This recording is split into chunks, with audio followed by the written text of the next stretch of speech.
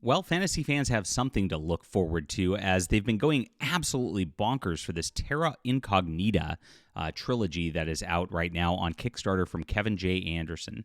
I'll get into who Kevin J. Anderson is and what this is happening here and why it's happening here in just a moment.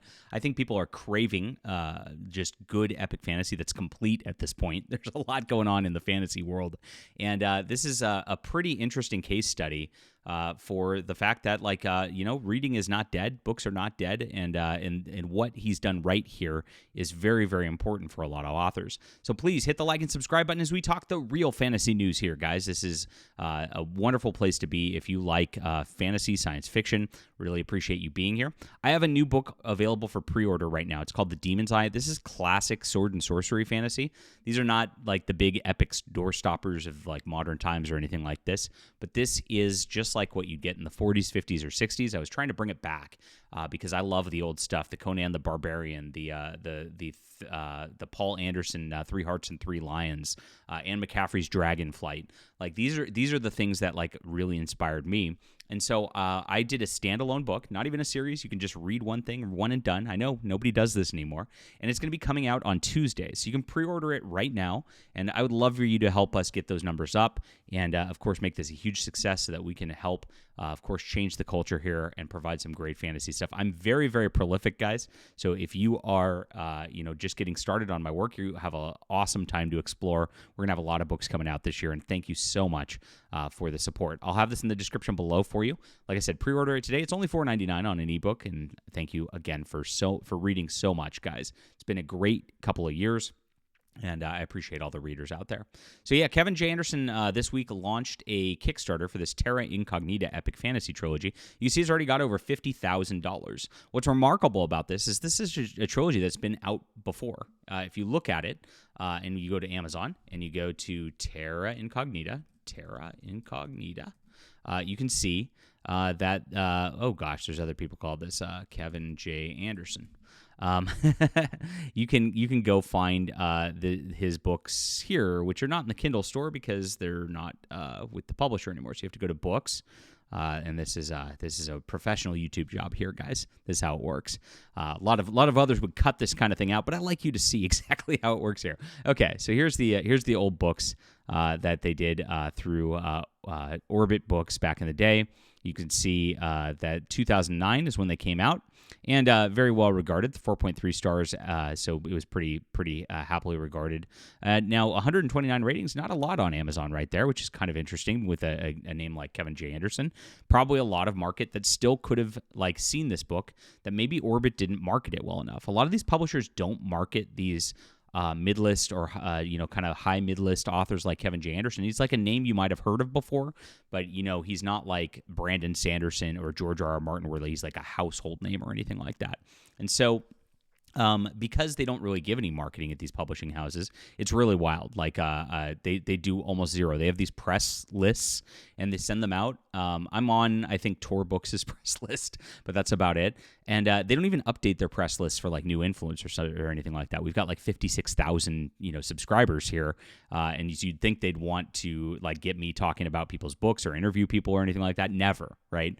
But this is how the modern publishing does things, and that's why like they're really not that useful for authors like Kevin J. Anderson, who it's like, oh, I could publish it myself, and then you don't have to split with the publisher, you don't have to split with an agent, you can just get the money yourself. And as you see, more and more people are coming to Kickstarter to do exactly that kind of thing. And so maybe a failure in marketing here. It looks like the people who read it enjoyed it, and so we relaunched it again 15 years later to huge success. $50,000 on a redone book is really wild. And this is his best start for a Kickstarter campaign ever. And I think there's a few reasons behind that, which I'm going to get into. One, obviously, is the fact that Kevin J. Anderson is a known commodity. Very obviously, you're going to get your books. You're going to get things right here at this point, which makes it easy. He's worked on Dune. He's worked on Star Wars. I've read a lot of his Star Wars novels over the years. He actually had his own science fiction series, which is awesome. It's called Seven Sons. That's not the full title of it. Gosh, it's been so long since I've read them, but those were really good as well. And so of course, like, he's got a reputation there. That's a big thing to it. But there's other things to it as well. I think people are looking for epic fantasy right now that's complete, that you can read the whole story, because people want that sort of like nice experience of like this really sweeping world, good fantasy, etc. That you're not getting from a lot of current publishers out there.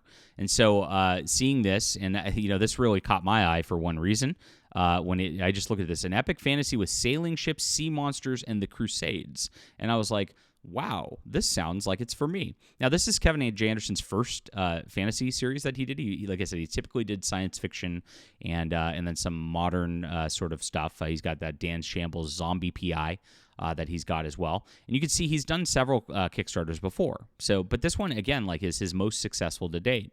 His first one, he did a Dan Shambles zombie PI adventure, did very, very well, as you can see right here. And this was where it ended up, $46,000. You can see he surpassed the first one he did just in the first few days of the campaign. He did another one of that. He did these Dragon Business and Skeleton Closet right here, a couple books. And then he did an epic science fiction story right here. And he did this was a neat one, his entire short fiction back catalog, which did very, very well at $79,000. As you can see, each one of them grows and grows and grows because Kickstarter, once you kind of get a reputation of succeeding, you do very, very well. I've had the same sort of deal on my books as well when I put them up on Kickstarter before I got banned. That's another story. But yes, they don't like me because I call things out in the mainstream industry. But you can see all this goes on very, very well. And the reason, so this one is actually doing better for a couple of reasons, like I said. One is going to be that known commodity. Number two, people want epic fantasy at this point. Number three, this is a 3-book trilogy, not just one book. People like trilogies.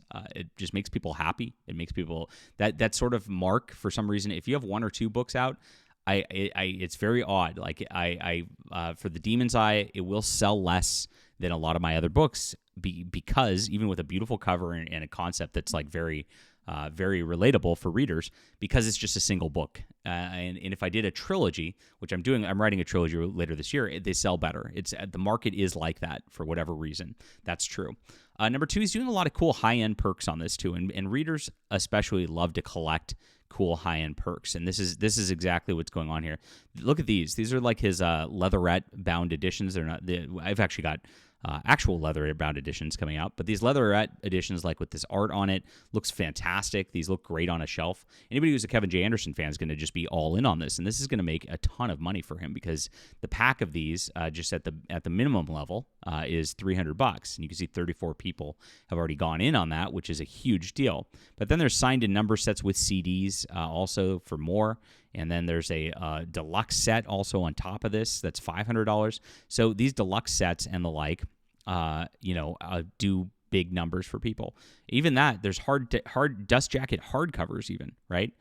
Which go out there, and that for $120 for 4 books, pretty good on that level for being able to get some good backers in on that at high dollar amounts. This is the type of thing that backers love. Now, another cool thing on this is the fact that he's got like music rock albums like that come with it that are themed for these books.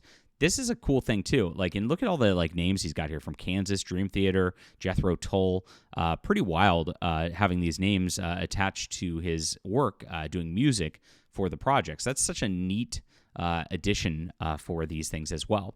So all these things like add up over time, and so it's like you've got a track record of delivering, you've got a name that people know, you've got a trilogy of fantasy that people are looking for, and also, he's not pushing any sort of like woke stuff with this too. That's another big thing that a lot of people don't realize is like the modern mainstream publishers all push identity politics so far. Brandon Sanderson's in a lot of heat right now because of all of his stuff that he's pushed in his most recent epic fantasy novel that have really soured a lot of readers on coming back to his work. When people push that sort of thing, when they unnaturally put this modern sort of identity politics into everything, it just lessens the experience, so people read it less. And so this doesn't do that. This is just a fantasy that's got swashbuckling fun. This is what people want out of fantasy.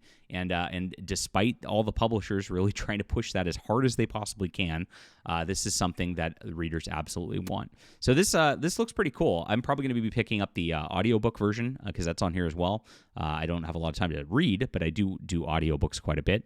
And it looks like it's something, like I said, epic fantasy with sailing ships, sea monsters, and the Crusades. It sounds pretty cool. It's crushing it, and that's nice to talk about on a Friday. All right, leave a comment down below with what you think about this, please. Make sure to check out The Demon's Eye, which is on Amazon. It's going to be coming out on Tuesday. This is it. A great evil's awakened. War ravages the kingdoms of Hiram and Terrell. Strange apparitions are appearing everywhere, but the worst part of it all is Jaden finds himself at the center of an ancient prophecy. This is going to be everything you want out of classic fantasy. I'll put this in the description below. I'll also put Kevin's Kickstarter in there as well. Hope you guys enjoyed the fantasy news today. Thanks for being here. We'll be back soon.